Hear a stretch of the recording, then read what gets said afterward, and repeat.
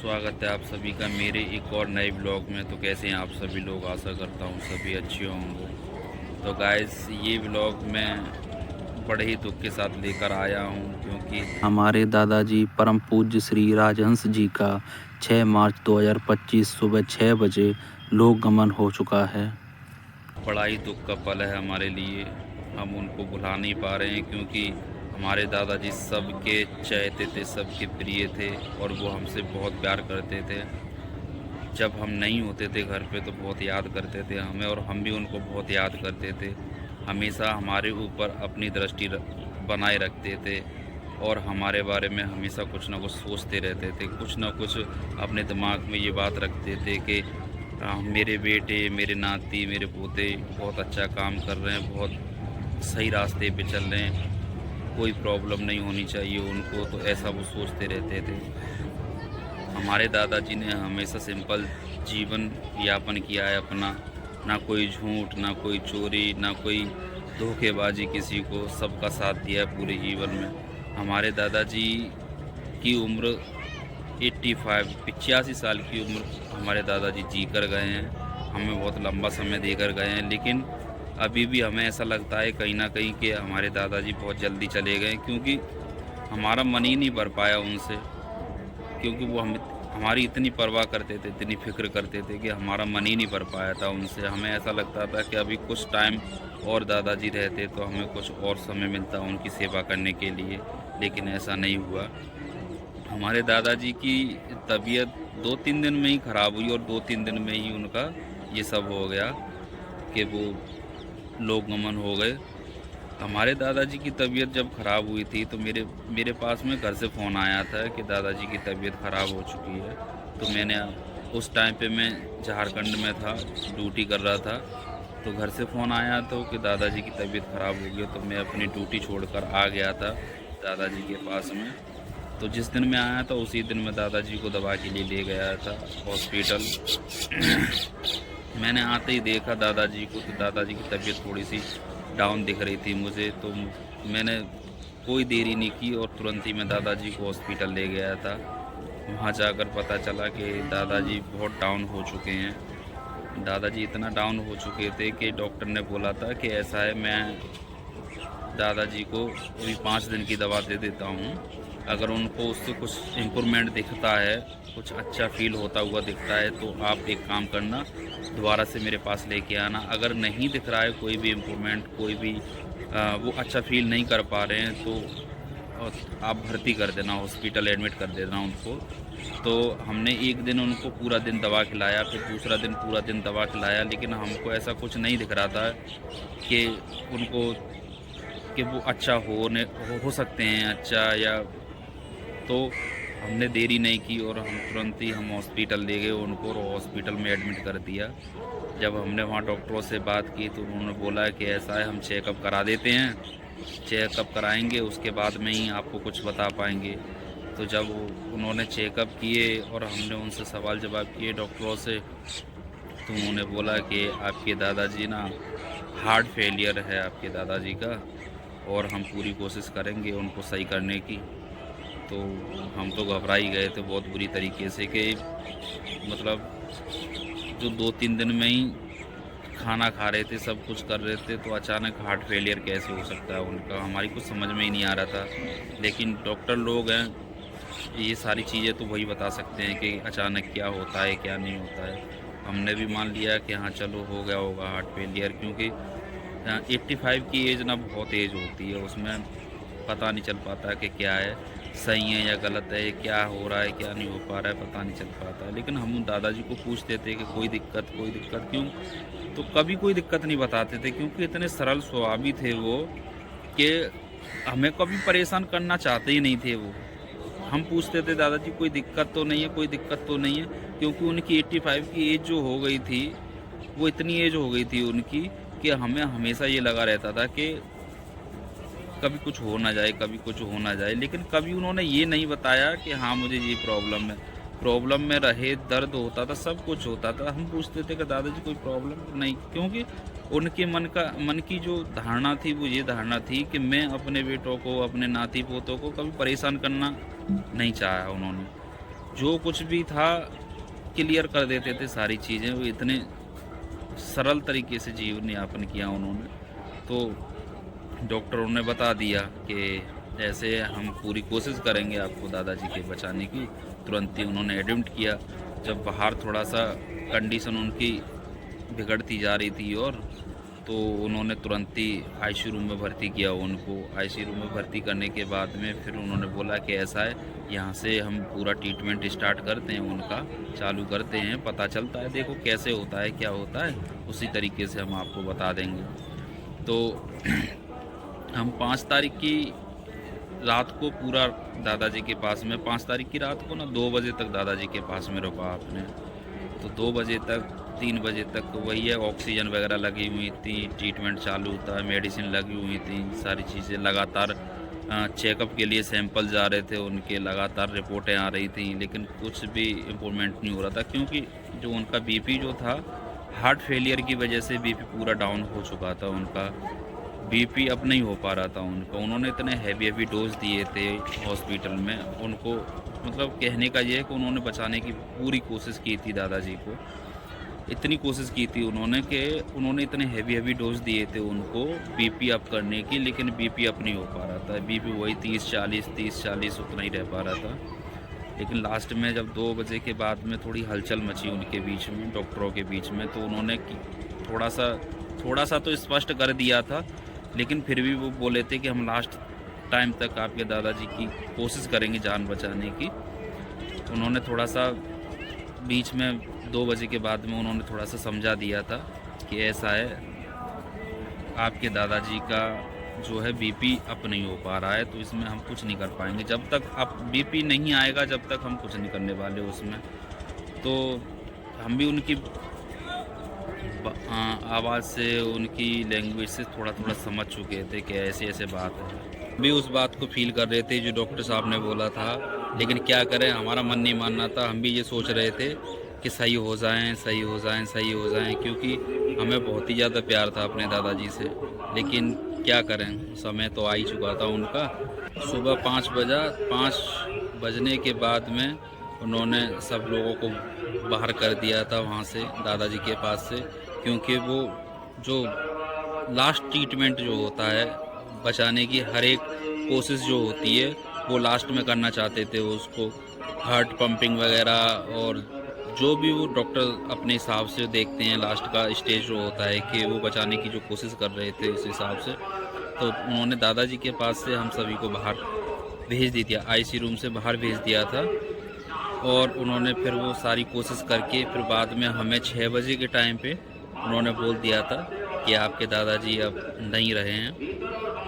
तो वही था कि मन में यही अफसोस रहा हमारे में कि थोड़ा सा और हमें समय मिल जाता तो हम और उनकी देखभाल और थोड़ा सा और सेवा करने का हमें मौका मिल जाता। तो 6 बजे उन्होंने बोल दिया था कि दादाजी नहीं रहे हैं अब आपके। तो उसके ही बाद हम एम्बुलेंस में दादाजी को घर पे ले आए थे। घर पे ले आने के बाद में फिर उनका दाह संस्कार वगैरह सब उसी दिन करवा दिया था। उसके बाद में हमने 6 तारीख को वो एक्सपायर हुए थे। उसके बाद में 9 तारीख को 9 मार्च को हमने उनका उठावनी का प्रोग्राम रखा था।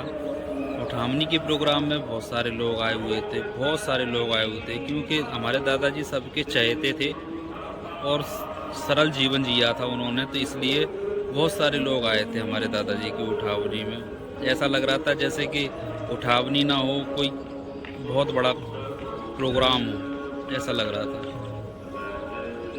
उठावनी हुई, सारे काम हुए।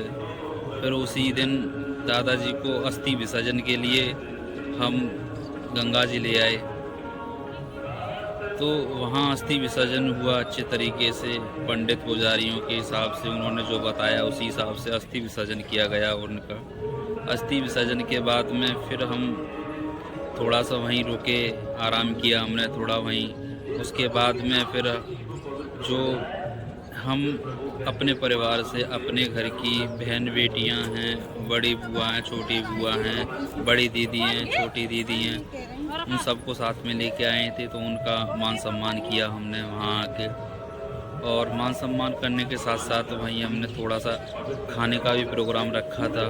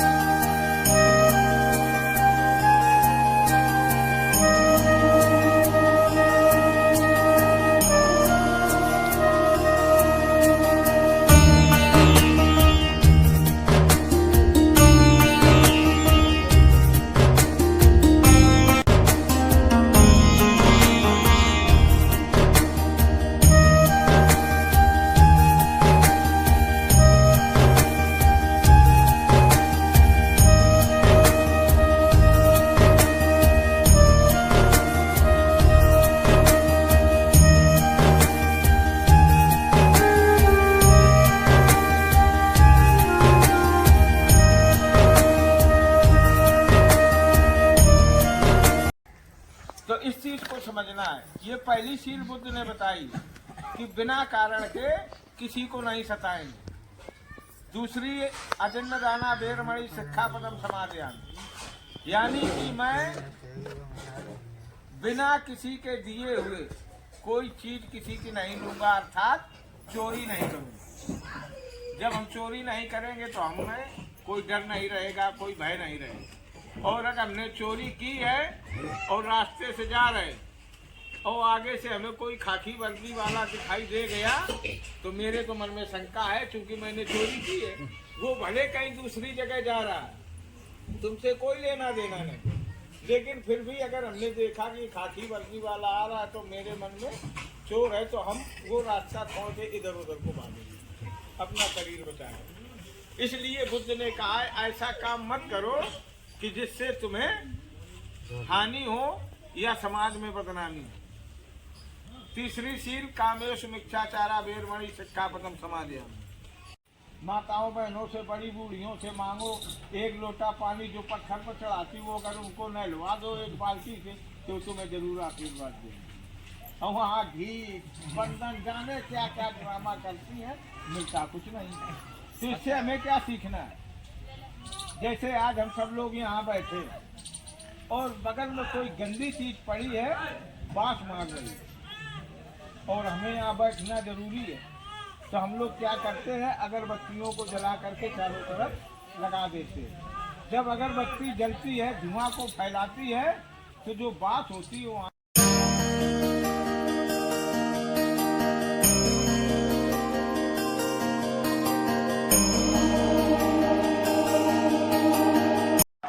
लक्ष्मी जिसके लिए पंखा जल रही है, साक्षात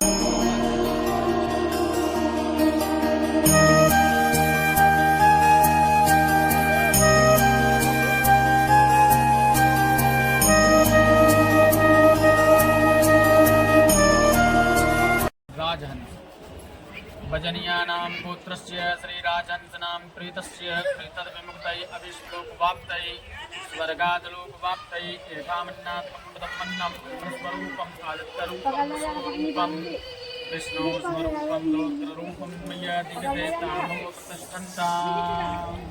फूलों में छोड़ो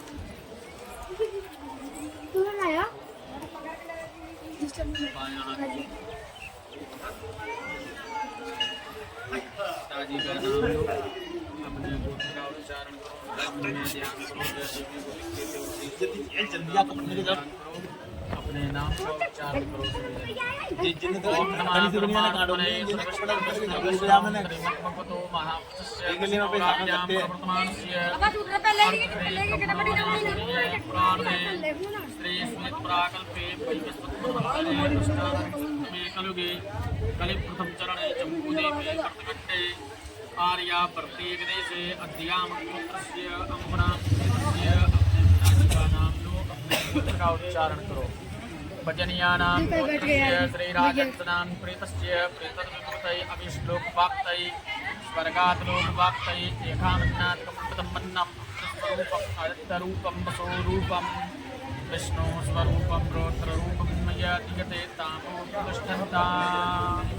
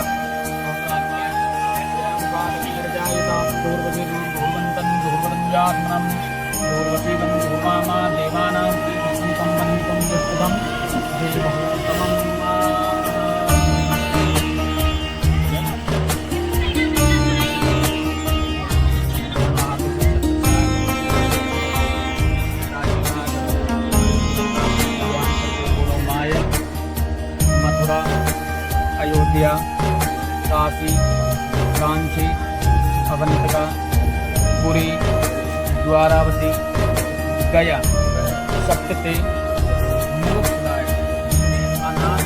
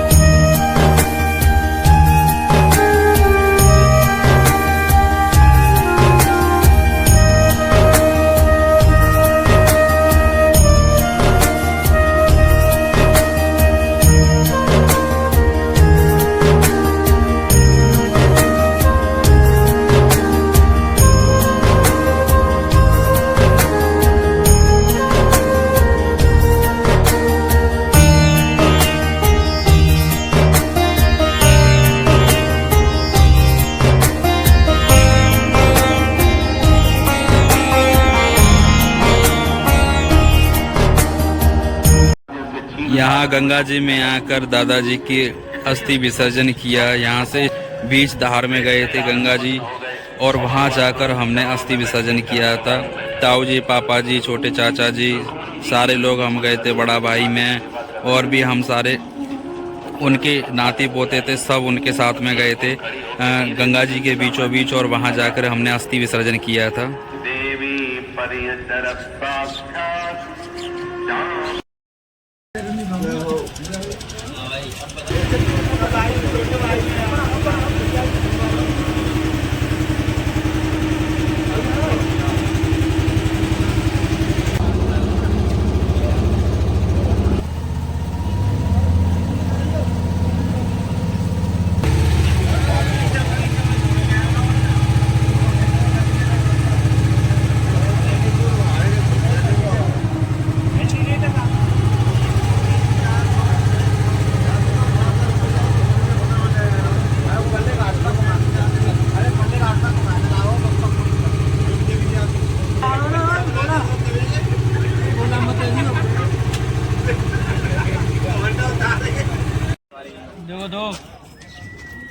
दो 3 4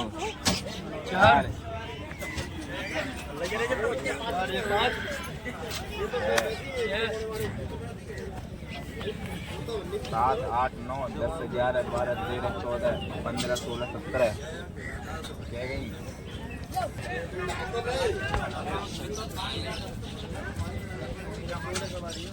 हाँ 16 ही है बच्चा नहीं 16 के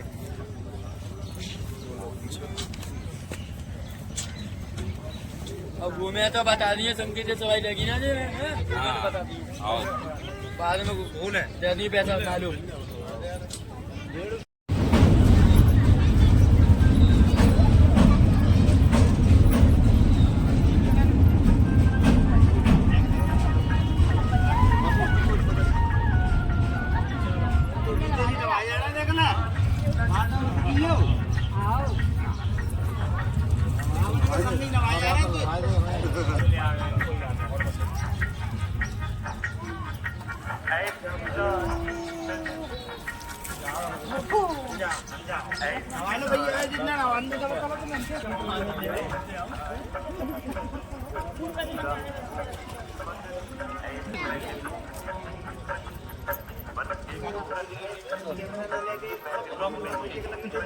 में क्या फोटो लगाते हैं साइड पे तो लेंस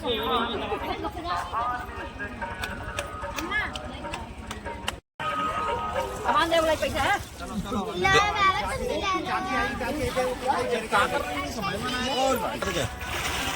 ज्यादा मन जाओ आगे नहीं तो रस्सी पकड़ो आगे चले जाओ ना कहाँ गए रस्सी मांग ए तेरी लाइट ही जाके नहीं। हाँ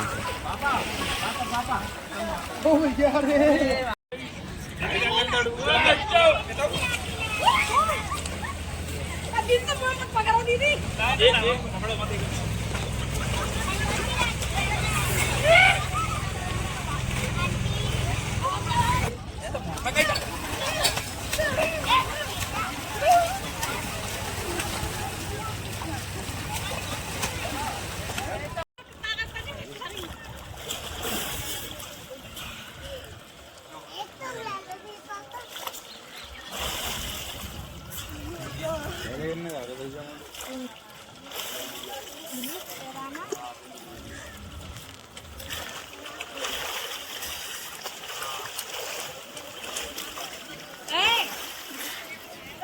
बना दो कौन सा बड़ा बाप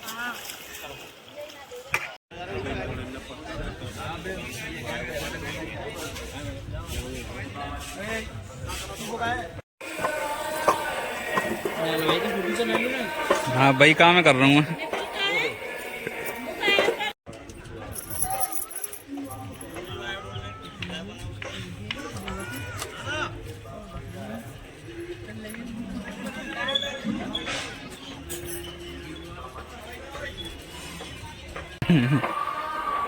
डैनिन मिचेल के डैन स्मिथ आटा मारे जा रही है 3 घंटा दे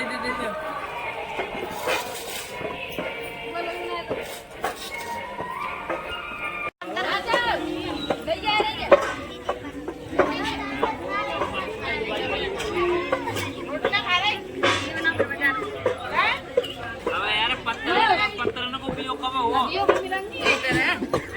अखाड़ा चल रहा है, मजे ही ना आ रहे।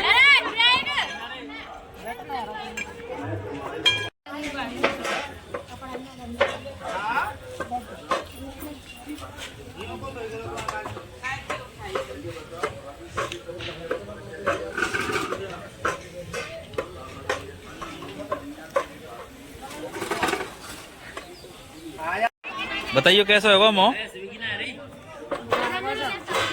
बता। बुखार का तो मुंह हो गया। जो जितने जने बैठे हैं, जितने निच्चू है जान दो, जब वो कोई दूसरे सब बैठ जाएंगे। मिला भाई चैम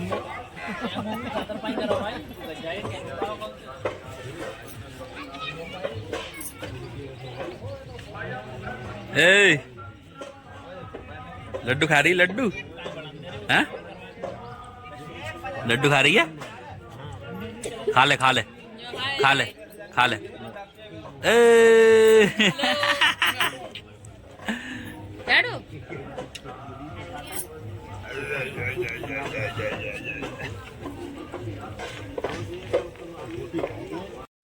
तो ये डंडा लेके कहीं बैठे हैं?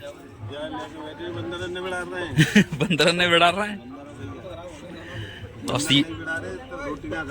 सीटी डली है गले में।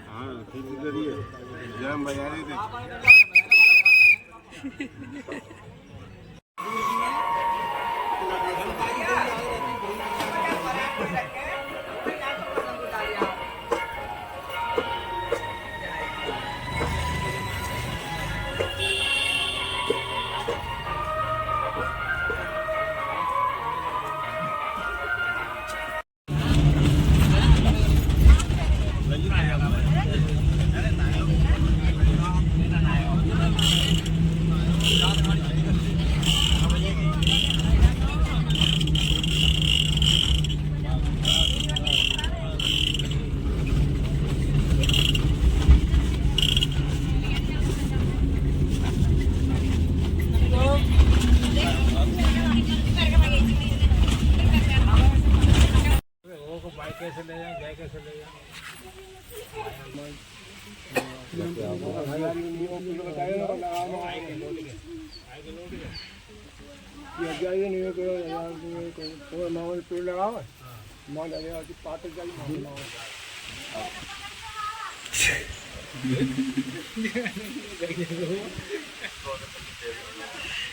ना कहीं खाऊ ना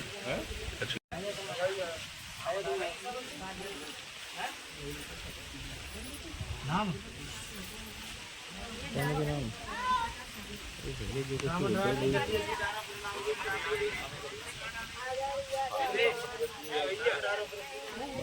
गंगा जल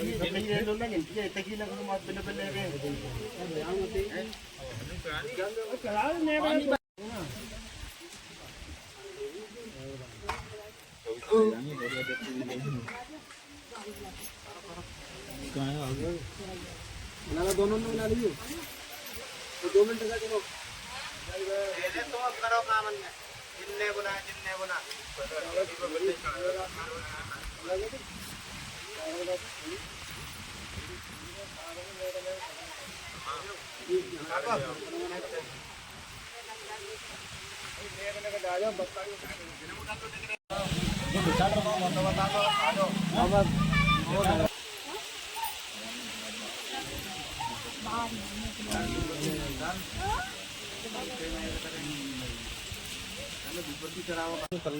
एक कंजा ले आओ, कंजा को धर ले आओ, हाथों में ले जाओगे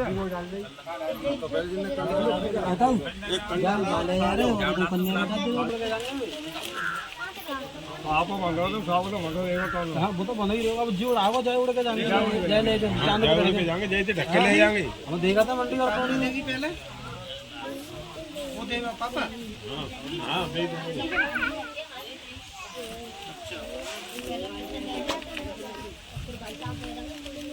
अरे एक दे देना ये तो कभी आ जा चलो भैया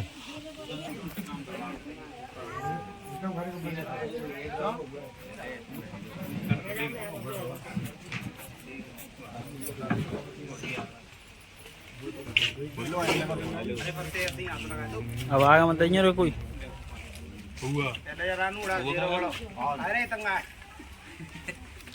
आगे को आ जाने का अरे खम्मा सम्मान है रो तुम को भी मौका ना ला रहे मामा सब लगा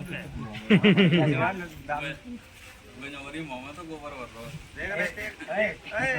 देख ले इतने बड़े बड़े मामा धीरे धीरे बात तो माना मगर मान तो तो ना अब जने ऊपर कर ले कैसी देखो कौन बैठा रहे हो यार मोए तुम आ जा पल्लंग हो ले जाओ घर जा लाल मत पात दियो बेटा कहते हां छोड़े आओ आ लीजिए मेरा वाले वन छोड़े आओ का का करे वो ब्रांडेड ले आए हम भी खा जाए हम जा पाइयो से उड़ के सो जा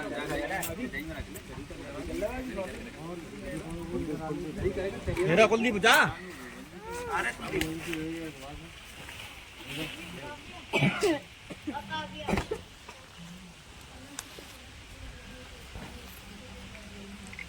अरे तेरे को फोन दे दी सबन ने मतलब लाए हो भैया तो देखो ठीक लो सबन को सबन ने और जाए पकड़ियो तो जाए कांटे दे ले वहीं ले देंगे हां जी जाओ हमारे बात जाएगी जी मान जा तो वहीं से मैं जागी तो दोबारा आए लौट के यहाँ से लेके जाएंगे चले जाएंगे सब 4 और 5 चले जाएंगे लेके चलो भाई किलोमीटर शादी सीधे कहूँ थे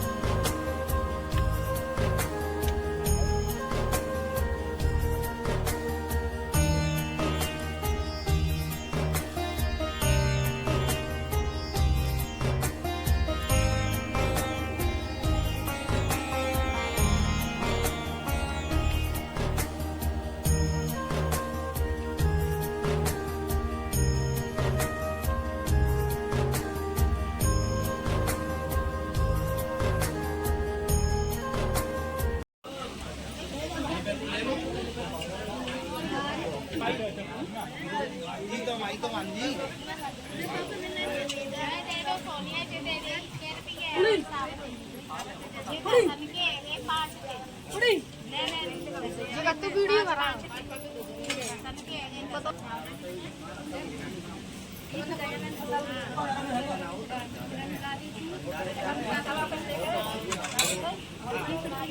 ये सारा